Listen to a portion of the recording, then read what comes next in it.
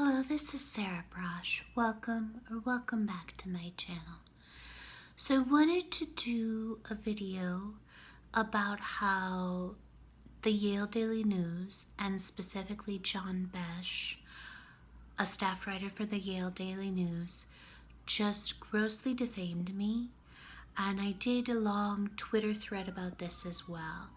So I actually felt like John Braasch was someone whom I could count on to at least, I don't know if you can hear that, but apparently there's an emergency taking place. There's an emergency vehicle going past my building. But anyway, so John Braasch was someone whom I believed I could at least count on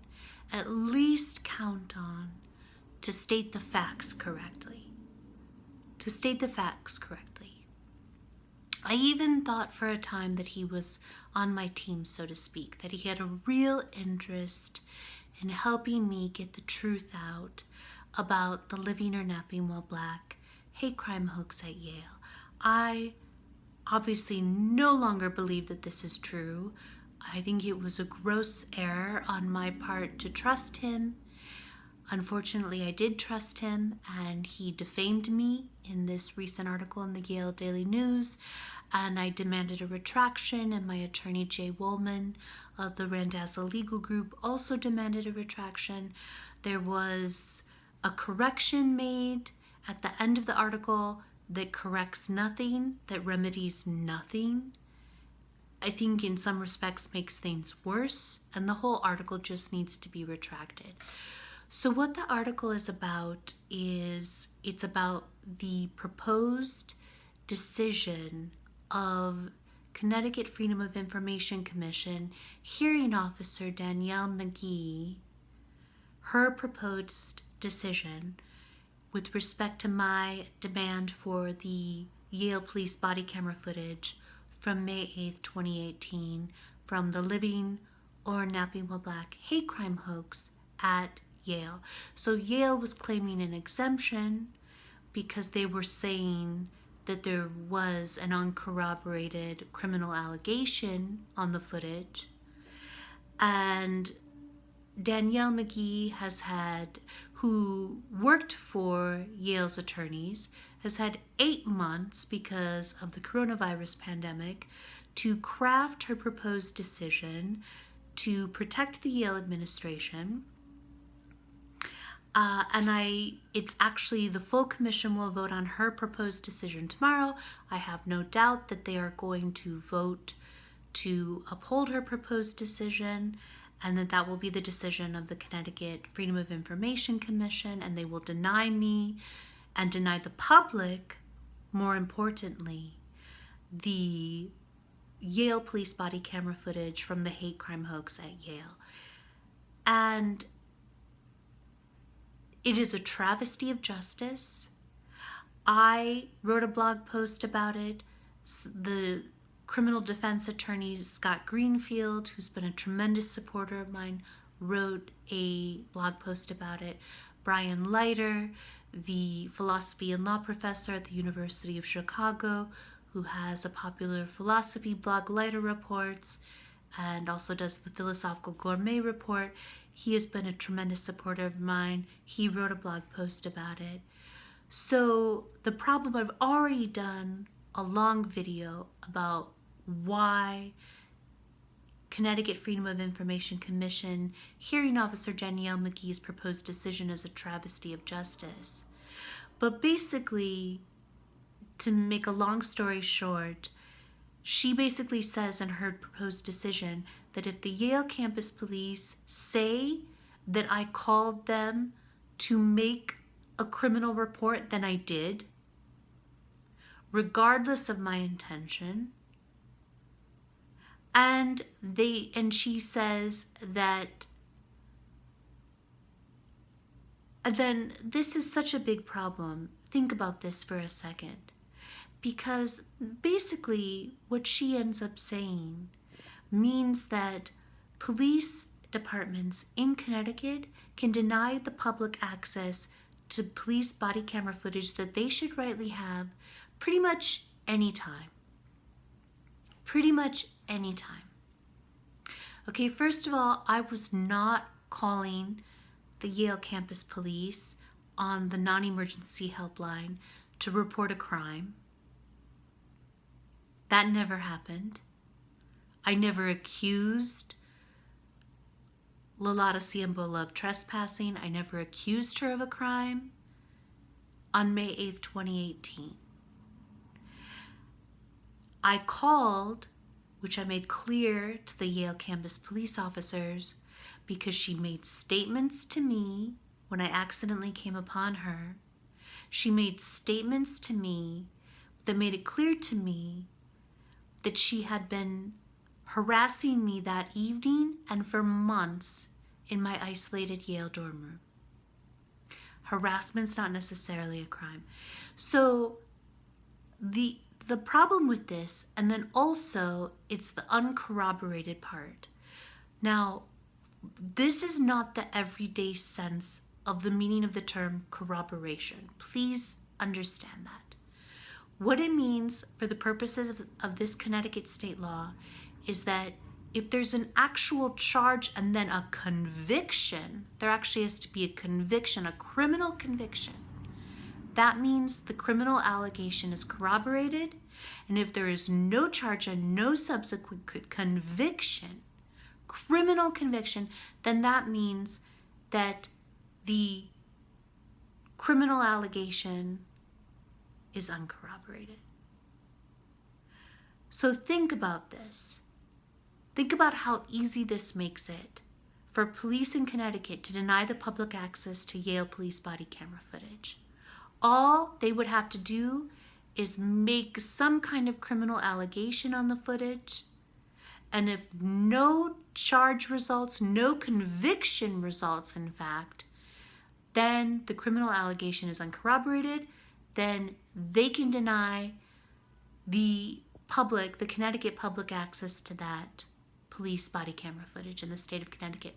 What this means is that if George Floyd had been killed by Connecticut police officers, Connecticut would have denied the public access to that police body camera footage, because the police officers in Minneapolis were there because George Floyd had been accused of a crime using a counterfeit $20 bill, and he was never charged and never convicted. Why? Because he died. He was killed by those Minneapolis police officers. What this means is that Connecticut is actually incentivizing Connecticut police to kill Black suspects if they've perpetrated police brutality against them, so that that footage can never get to the Connecticut public. That's what that means. If there's a George Floyd instance in Connecticut, Connecticut will deny the Connecticut public access to that police body camera footage based upon the Connecticut Freedom of Information Commission's proposed decision.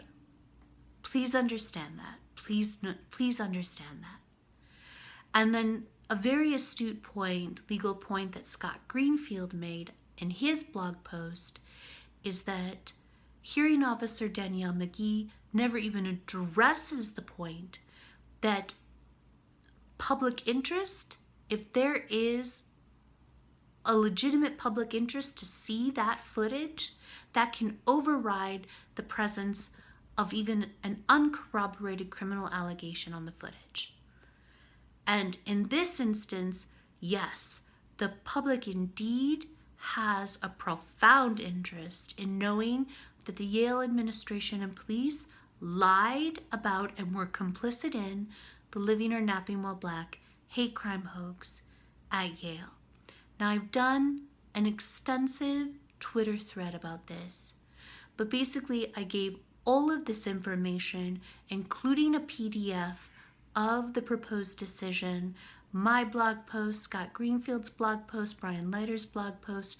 I gave all of this information, a detailed statement addressing all of the legal points, and talking about how, I had every intention to continue my fight for justice for as long as it takes, to expose the Yale administration and police and their complicity in the Living or Napping While Black hate crime hoax at Yale. I told all of this to John Braasch of the Yale Daily News, thinking that he would, at the very least, that he would state the facts correctly. And what he ended up doing, and I've done an extensive Twitter thread on this, and I've included all of my emails to him, both before and after he published the grossly defamatory article about me in the Yale Daily News. And what he did is he basically grossly defames me and falsely accuses me of having perpetrated the crime of making a false criminal report to the Yale campus police. In point of fact, during the Living or Napping While Black hate crime hoax at Yale, it was Lolata Ciambola and Jean-Louis Renison who made multiple false reports to the Yale campus police. Okay?